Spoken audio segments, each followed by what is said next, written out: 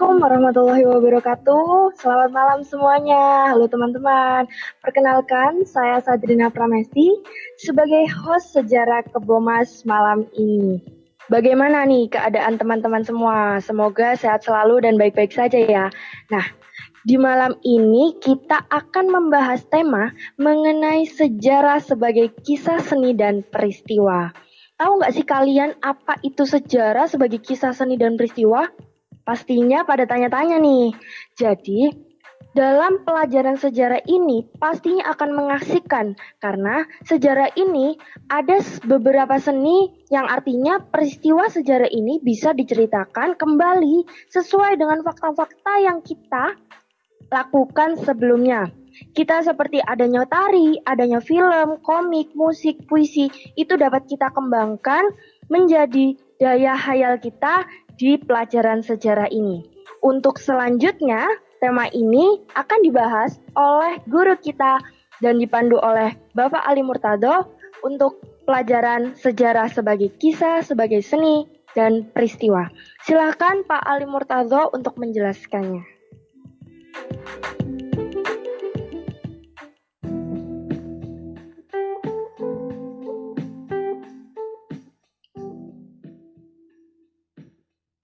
Oke, halo Ina.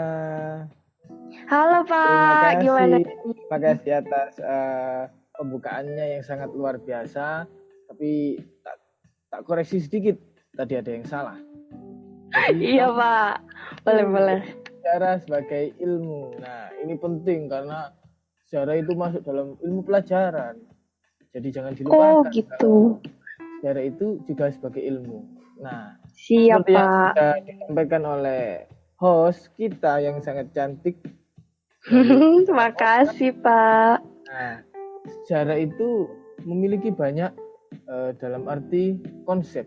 Jadi dia juga bisa berperan sebagai ilmu, bisa berperan sebagai peristiwa, bisa berperan sebagai kisah, dan yang unik lagi bisa berperan sebagai seni. Nah, nanti silakan kalau mau tanya-tanya di tengah-tengah, saya persilakan Ina ya.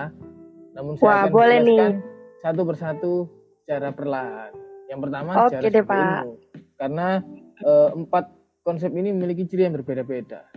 Seperti sejarah sebagai ilmu, syarat pertama atau ciri pertama sejarah sebagai ilmu yaitu karena empiris.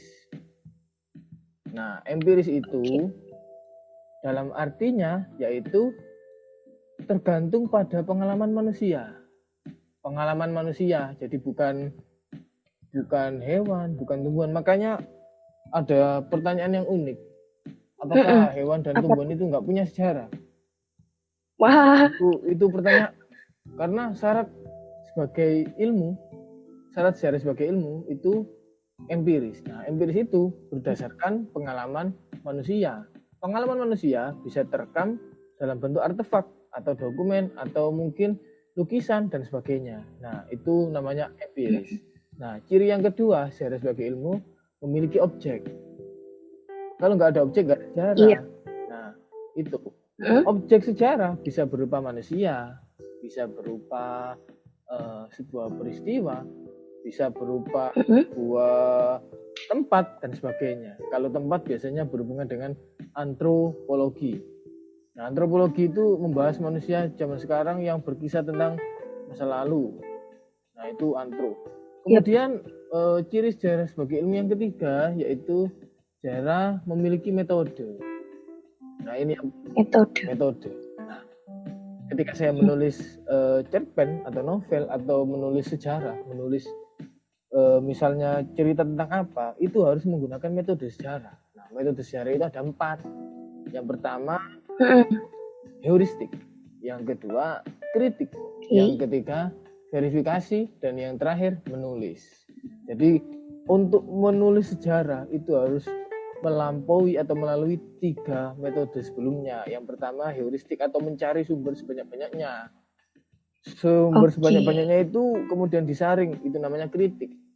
Setelah disaring, dapatkan sumber-sumber yang penting, kemudian disatukan, itu namanya interpretasi. Nah, interpretasi ini nantinya akan menghasilkan tulisan, yaitu historiografi sejarah. Maka sejarah sudah layak menjadi sebuah ilmu. Dan yang terakhir, sejarah itu cirinya sebagai ilmu yaitu memiliki teori. Nah, seperti yang kemarin, misalnya sejarah itu berapa tahun batu ini. Nah, itu menggunakan teori kimia. Kenapa? Karena ilmu kimia lah dengan cairan-cairan kimia tertentu bisa menentukan tahun berapa batu itu dulu dibuat, atau misalnya menemukan sebuah kapak batu berapa kira-kira umurnya. Nah, itu sejarah sebagai ilmu. Kita sekarang ke sejarah sebagai peristiwa. Sudah siap atau kamu ada pertanyaan dulu? Itu Pak, sebentar ada pertanyaan sedikit nih. Ini. Tadi kan Pak Al kan, Apa-apa nih? menjelaskan bahwa metode sejarah kan ada 4 nih. Ya. Ada heuristik, kritik, menulis, dan interpretasi. Nah, seumpama ada seseorang yang mau mengulang sejarah-sejarah masa lampau, tetapi dia nggak memenuhi kriteria atau metode ini, salah satunya aja, itu melanggar atau gimana nih Pak?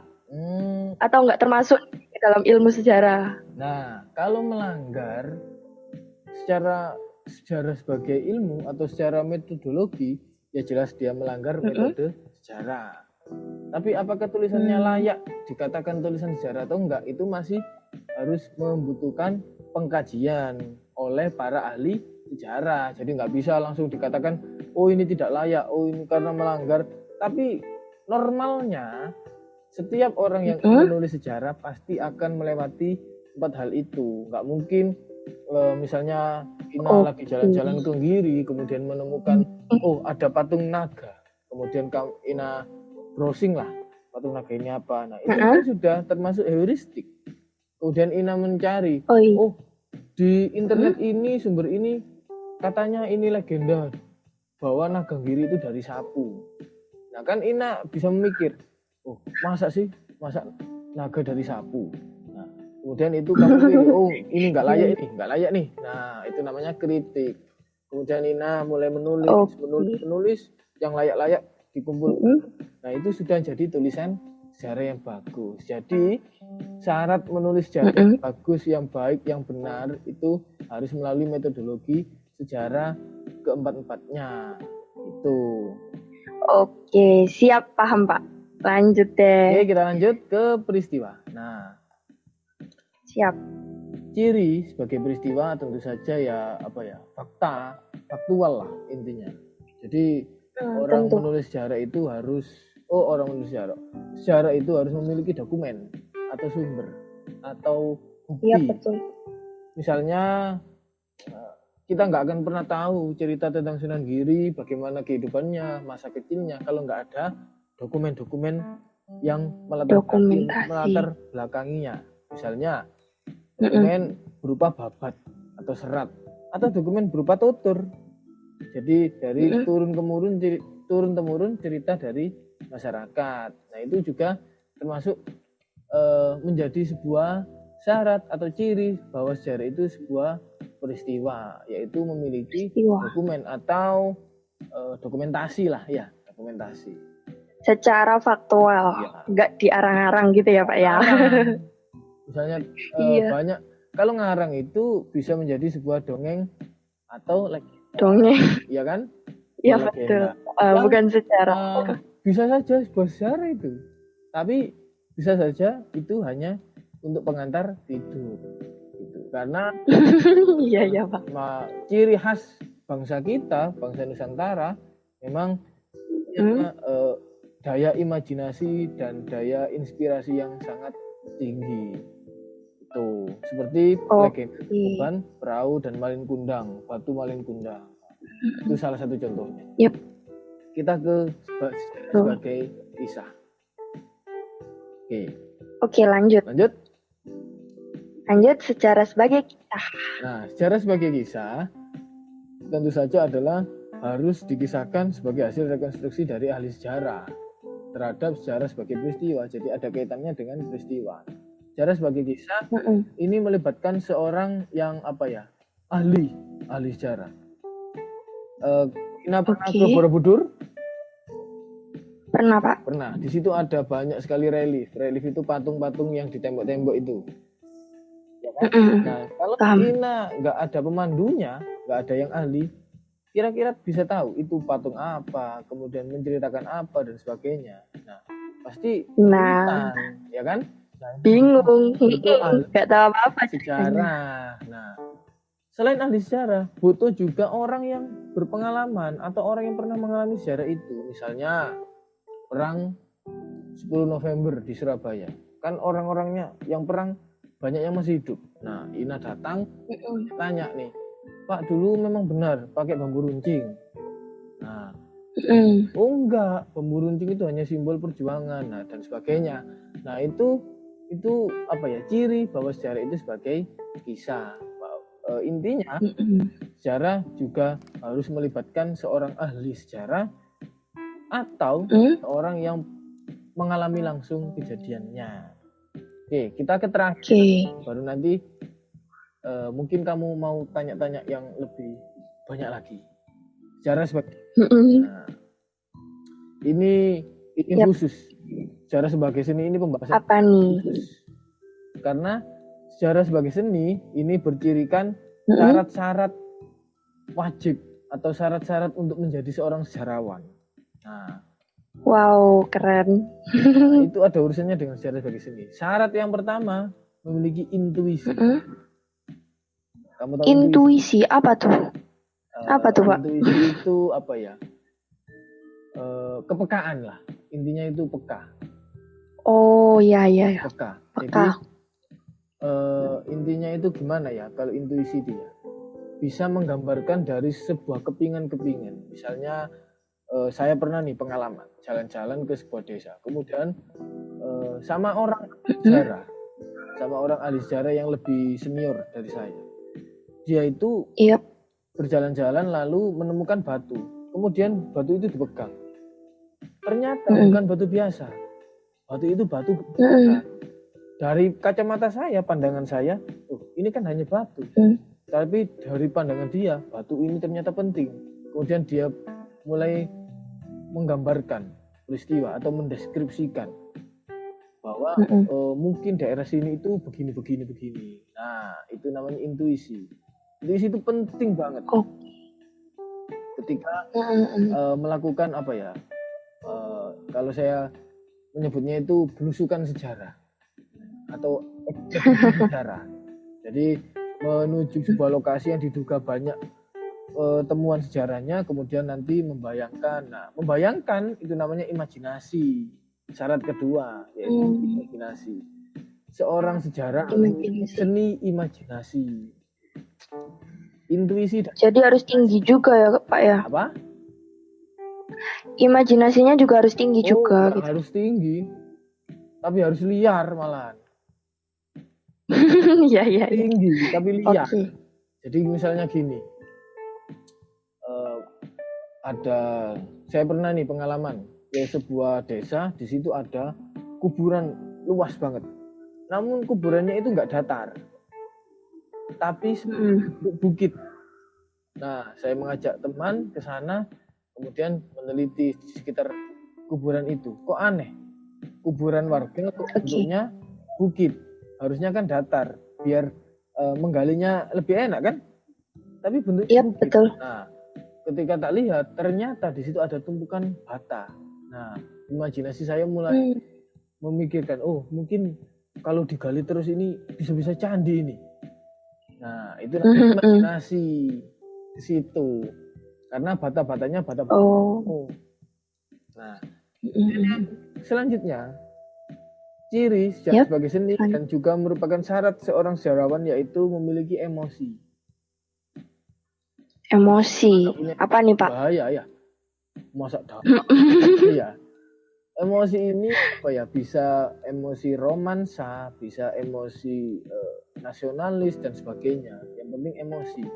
Ketika kamu membuat atau akan menulis sejarah atau meneliti sejarah, kamu pasti melibatkan emosi di sana. Pasti itu.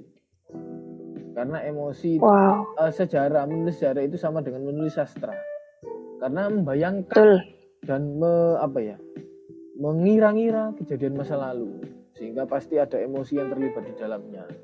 Dan ciri selanjutnya yang juga terakhir yaitu gaya bahasa. Seorang sejarawan memiliki gaya bahasa yang harus memiliki gaya bahasa yang bisa membangkitkan semangat. Gaya bahasa ini ada urusannya dengan ketika seorang sejarawan ingin bercerita sejarah atau menulis sejarah.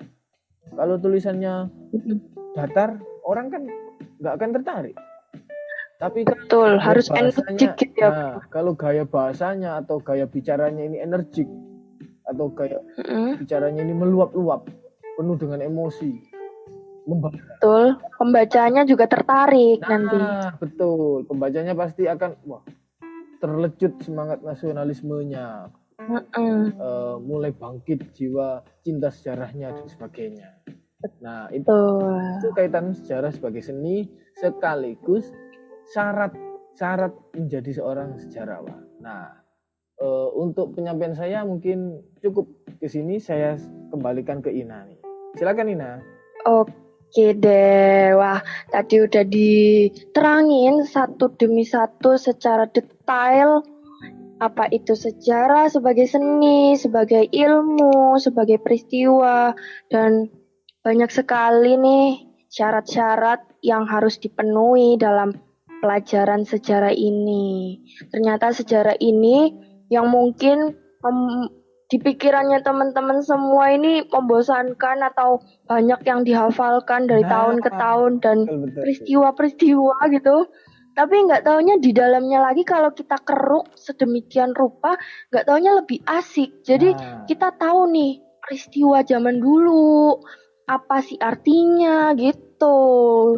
Jadi kalau teman-teman mau lebih belajar lagi, lebih memperdalami lagi ilmu sejarah, bukan luar atau casingnya saja nih, pastinya akan cinta nih teman-teman semua. Betul kan ya Pak Al ya? Betul.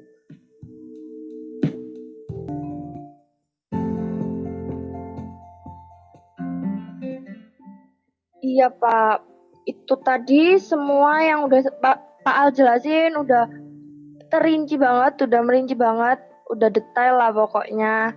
Semoga teman-teman semuanya bisa memahami apa yang tadi Pak Al sampaikan. Dan semoga semakin cinta terhadap pelajaran sejarah Indonesia. Terima kasih Ina. Nah, sama-sama. Episode kali ini mungkin bisa kita akhiri. Kita akan berjumpa lagi bersama Pak. cantik lagi, yaitu Sadrina Pramesti. Oke, siap. Episode selanjutnya. Terima kasih. Gitu ya? Yap. Oke. Terima kasih Pak Al sebelumnya.